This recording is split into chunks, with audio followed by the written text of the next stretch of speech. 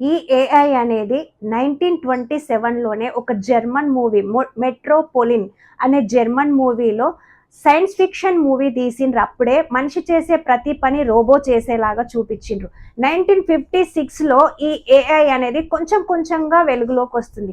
కానీ 5-6 ఇయర్స్ నుండి గనక మనము అబ్జర్వ్ చేస్తే అస్తమానం artificial intelligence AI AI AI అనేది ఎక్కువ వినబడుతుంది.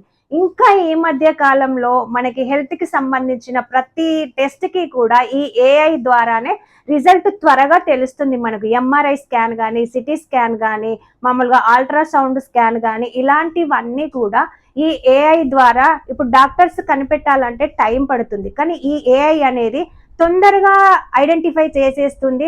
జస్ట్ మనకు 2 ఇయర్స్‌లో, 3 ఇయర్స్‌లో రాబోయే జబ్బులని కూడా ఈ ఏఐ మనకి ముందుగానే తెలియజేస్తుంది. అర్థమవుతుంది గదా! ఏఐ వల్ల మనకెన్ని ఉపయోగాలున్నాయో.